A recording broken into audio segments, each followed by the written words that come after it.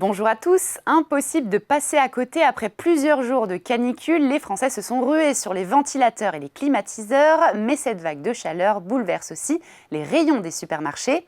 Selon Thierry Cotillard, président du groupement Les Mousquetaires, les consommateurs se rendent massivement dans les grandes surfaces pour profiter de la climatisation, avec à la clé une véritable explosion des ventes de produits d'été. Les ventes de glace ont ainsi bondi de 50%, celles des packs d'eau de 80%, tandis que les melons et les produits frais enregistrent une hausse d'environ 50%. Autre conséquence de cette vague de chaleur, les ventilateurs et climatiseurs continuent de s'arracher.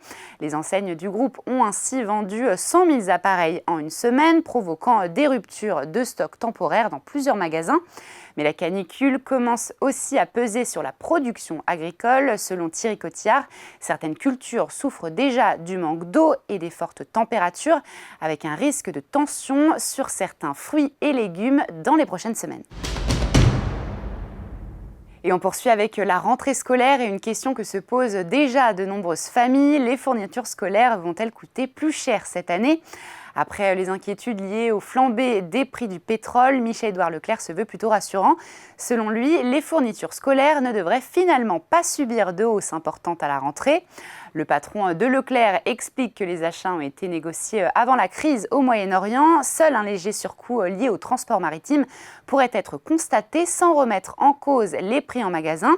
S'il appelle à rester prudent, Michel-Édouard Leclerc estime qu'il n'y a pas de facteur permettant une bouffée d'inflation d'ici la fin juillet, sauf en cas de nouvelles tensions géopolitiques. Et on termine notre JT de la semaine avec une bonne nouvelle pour les voyageurs européens. Un accord politique prévoit de mettre fin à plusieurs frais régulièrement dénoncés comme abusifs par les associations de consommateurs. Concrètement, les compagnies aériennes ne pourront plus facturer les parents souhaitant être assis à côté de leurs jeunes enfants pendant le vol. Autre changement, une simple erreur de frappe dans le nom inscrit sur un billet pourra être corrigée gratuitement, alors qu'aujourd'hui, certaines compagnies facturent cette modification plusieurs dizaines d'euros.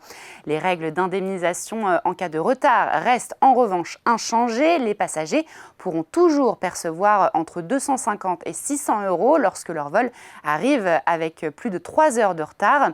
Enfin, le débat sur la gratuité des bagages cabine reste en suspens. Cette mesure n'a finalement pas été retenue à ce stade. Et voilà, Parlons Cash Hebdo, c'est fini. On se retrouve la semaine prochaine sur Boursorama.